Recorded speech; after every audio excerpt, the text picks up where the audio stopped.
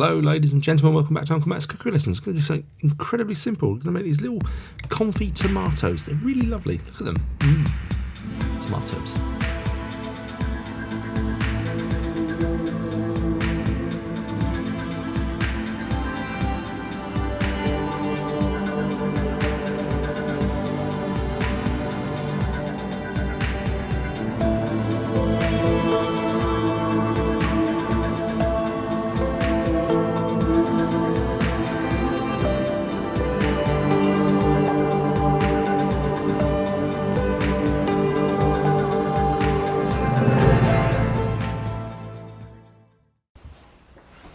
Hi there, going to do something very, very simple and really lovely with tomatoes. These happen to be cherry tomatoes, but this will work with any tomato at all. I'm going to dry them in my oven. I'm going to add a little bit of flavour, got some thyme and some garlic. It's going to be incredibly versatile.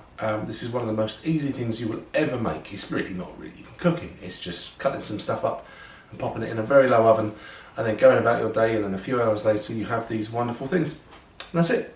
Hope you like this one. Alright. This couldn't be easier. I'd just like to give my tomatoes a bit of a wash. Going to use 1 clove of garlic for this, but I don't want to crush it. I want it to be like in little pieces, so I'm taking care to chop it as finely as I can, but not mush, because I want to sprinkle it, you see. That's some thyme. I'm going to pick that. I've got a new camera. You have to forgive me. I'm sort of getting used to it, but it keeps going in and out of focus a bit. I think they just have to might accept that. I don't know if there's much I can do about it really, but anyway. Right, here's cherry tomatoes. I'm going to cut them in half. Here's one way of doing it. Some of you might be a bit squeamish. Don't worry, I didn't cut myself. But yeah, just sort of hold them down in place and run your sharp knife through. If you don't know how to sharpen your knife, go back. I did a video on that a little while ago. Here you go, showing you another angle. And I say I'm not getting it perfectly. Oh, going a bit up there. Come on, Uncle Matt, that wasn't very good. Or if you don't like that way, you can do it this way. One at a time. Take a little while, but or you can use this technique, and I think this is actually quite interesting. So a flattish plate and one upon the top. Rest it there. Push it down. Don't push too hard. You'll squish them.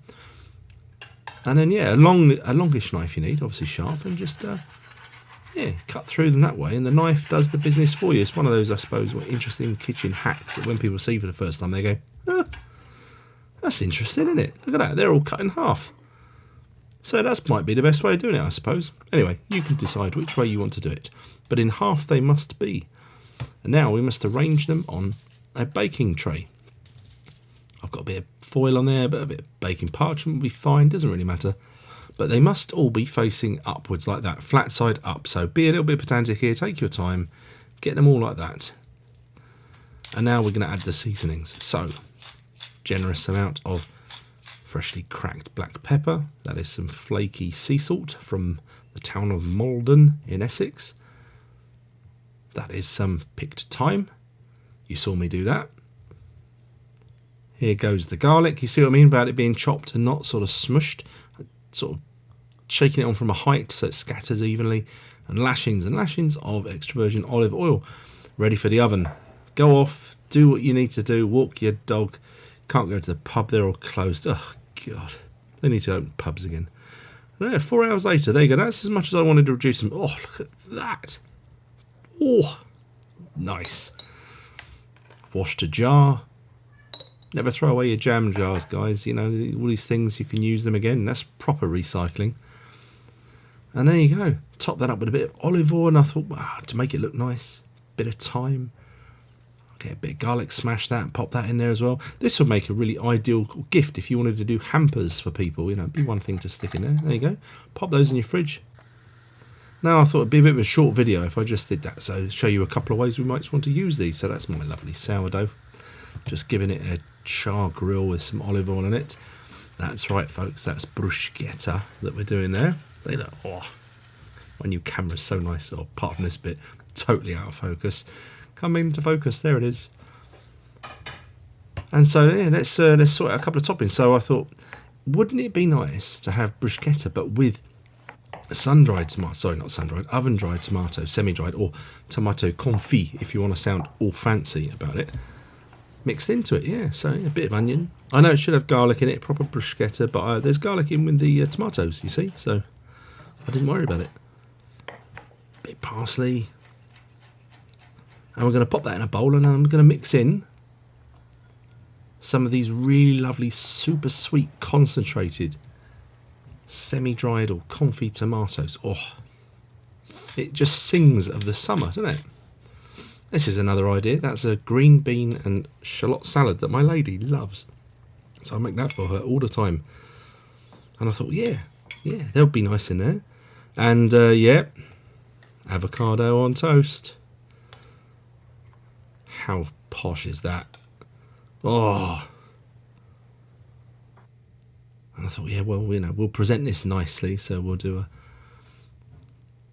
on my board there, let's just rustically arrange some leaves and sit these two different styles of toast. Oh, and that is it. That's this video. Pretty much done, really. You've obviously got to watch me talk about it now. Well, there we go. So these lovelies now are going to stay in my fridge.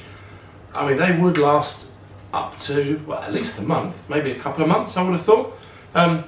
If you want to make them even longer lasting, you can just cook them on even further, like longer and longer, until there's less liquid inside them. They're drier, so therefore they will last longer. But I like them like that, and I like them with the olive oil, and it just makes a nice dressing and everything. So shall we, let's see what we think of this. Yes, avocado toast. I'm not ashamed to admit, I quite like it. I hadn't had it. I sort of was like, I'm not having that poncy rubbish for a long time. And then I tried some, and I was like, that ain't bad. God, come on, cut that bit of bread. That's my my most recent sourdough. It's getting better. Anyway, so.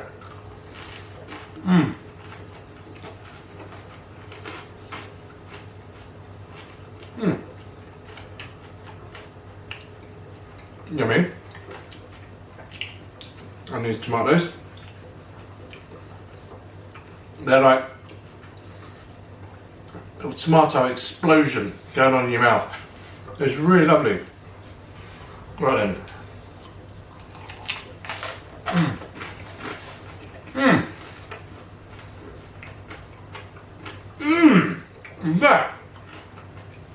That's a winner.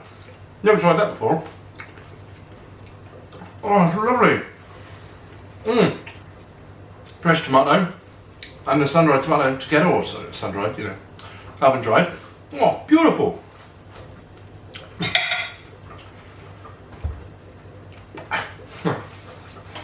So yeah, give that a try. Make your own little semi-dried tomatoes, and people are going to say, they're really nice. Well done you. Anyway, that's it. See you in the next one coming real soon. Bye.